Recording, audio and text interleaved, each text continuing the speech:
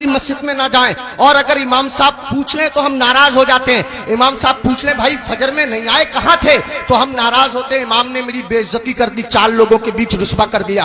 امام صاحب اگر ایک ٹائم نہ رہیں تو ایسے لوگ جو جمعے کی جمعے جاتے ہیں وہ ہنگامہ مچا دیتے ہیں۔ امام کے بچے نہیں ہیں، امام کی رشتہ داری نہیں ہے، امام کی سسرال نہیں ہے، امام کی ددھیال نہیں ہے، امام کی ننیحال نہیں ہے، امام کا کون نہیں ہے، امام کے چچا بھی ہیں، امام کے تاؤ بھی ہیں، امام میرے تمہارے طرح آدمی ہے۔ مجھے بتاؤ کہیں کوئی مر جائے گا تو امام کو جانا پڑے گا یا نہیں جانا پڑے گا؟ کہیں کوئی پیدا ہوگا تو امام کو جانا پڑے گا یا نہیں جانا پڑے گا؟ کہیں کسی کو تکلیف ہے، کہیں کسی کی طبیعت اچھی ہے، کہیں کسی کی خراب ہے، 1000 ذمہ داری امام کے ساتھ ہوتی ہیں۔ اگر 1-2 دن امام غیر حاضر رہ جائے تو لوگ بے وجہ اس کا حساب کرنے پہ تل جاتے ہیں اور پھر امام کے پیچھے ہاتھ دھو کے پڑ جاتے ہیں۔ ہونا یہ چاہیے 2 امام ہونے چاہیے مسجد میں، ایک امام ہونا چاہیے، ایک نائب امام ہونا چاہیے۔ امام صاحب اگر کام سے چلے جائیں تو نائب امام ان کا کام انجام دے سکے۔ اماموں کی تنخواہ بڑھاؤ، اب ایک دم تو بڑھا نہیں سکتے، میں ایک ترکیب بتاتا ہوں اور پھر حضرت مفتی صاحب کو آواز دیتا ہوں۔ ترکیب یہ ہے کہ جب جمعے کے دن امام صاحب خطبہ پڑھتے ہیں، مطلب تقریر کرتے ہیں یا نعت شریف پڑھتے ہیں،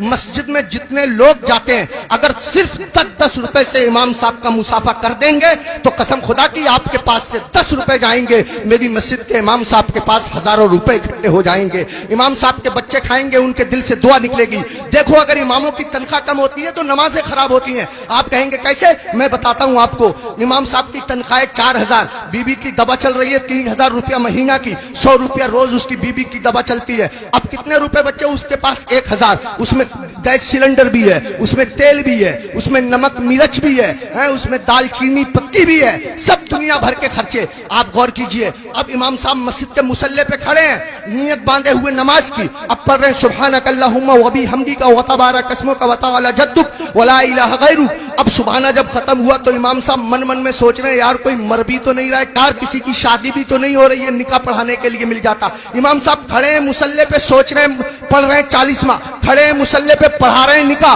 قسم خدا کی اگر تم لوگوں نے اپنے امام کی تنخواہیں معقول رکھی ہوتی تو تمہارا امام جہاں ہوتا امام کی نیت بھی وہی ہوتی، تمہارا امام جہاں ہوتا امام کا دل بھی وہی ہوتا، تمہارا امام جہاں ہوتا امام کا خیال بھی وہی ہوتا۔ اماموں کی تنخواہیں بڑھاؤ، ملا کرو، ہر ہفتے معمول بنا لو۔ جب تم کماتے ہو، ہزاروں کماتے ہو، معمول بنا لو یا 500 روپے دوں گا، مہینے میں تم کو تنخواہ ملے 10,000، مہینے میں تم کو تنخواہ ملے 15,000، 8,000، 8,000 میں سے 100 روپے چپکے سے جاؤ امام صاحب سے مسافہ کر کے آ جاؤ۔ اگر بستی میں 100 گھر ہیں، سب کے سب 100 روپے سے مسافہ کریں گے، حساب جوڑ آپ لینا روپے کتنے ہو جائیں گے، امام صاحب کا کام ہو جائے گا۔ میں کہنا یہ چاہتا ہوں اتنا بڑا امام، کبھی تم نے سوچا تم لوگ اپنے بستر پہ سوتے رہتے ہو فجر کی نماز کے وقت، تمہارا امام تمہاری بستی کی مسجد کے مصلی پہ بیٹھ کے تمہارے لیے دعا کر رہا ہوتا ہے، یا اللہ میری بستی پہ کرم فرما، یا اللہ اس بستی پہ رحم فرما، لوگوں کے کاروبار میں برکت عطا فرما، عزت کی حفاظت فرما، دولت کی حفاظت فرما،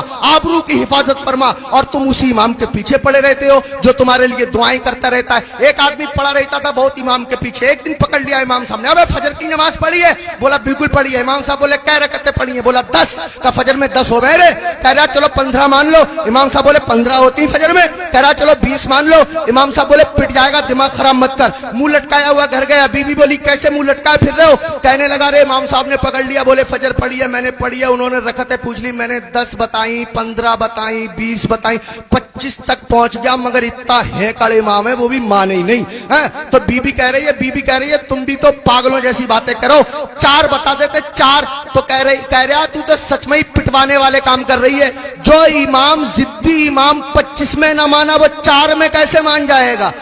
25 میں مانا نہیں 4 میں مان جائے گا، پٹوانے والے کام کر رہی ہے۔ اماموں کے قریب آؤ، اماموں کا خیال رکھو، جب کھانا کھانے بیٹھا کرو امام کو فون کر لیا کرو، حضرت کھانا کھایا نہیں کھایا، آیا نہیں آیا، اگر آیا تو کیا آیا، اگر تمہارے گھر کوئی اچھی چیز بنا کرے امام کو پہنچا دیا کرو، امام کا خیال رکھا کرو۔ بال کاٹنے کی دکان ہے، امام سے بال ترشوانے کے پیسے مت لیا کرو۔ کپڑے سلنے کی دکان ہے، امام کے کپڑے فری سل دیا کرو۔ پوری بستی کا ایک امام ہے، کیا نہیں ہو سکتا؟ مشکل کام نہیں ہے، مشکل کام نہیں ہے۔ एक इमाम के साथ अगर ये रियायत की जाए, कोशिश करो अपनी मस्जिद के इमामों को हज कराओ, उम्रे के लिए भेजो, सब मिलकर के कोशिश करो, तो कोई कर्रा काम नहीं है। मैंने बहुत कीमती वक्त ले लिया, आपसे भी मैं माफी चाहता हूं और मुफ्ती साहब से भी मैं माफी चाहता हूं, मिंबर शरीफ पे बैठे हुए तमाम लोगों से मैं माफी चाहता हूं। मेरे दिल की तमन्ना थी, मेरी आरजू थी, इमामों के बड़े बुरे हालात लोगों ने बना दिए। यही वजह है हमारे 50% मौलवियों ने अपना कारोबार शुरू कर दिया, इमामतें छोड़ दी, और इमामों के साथ ऐसे ही रवैया रहा तो कसम खुदा की तुम लोगों के बच्चों को अल्लाह और रसूल का नाम सिखाने वाले लोग मिलना मुश्किल हो जाएंगे,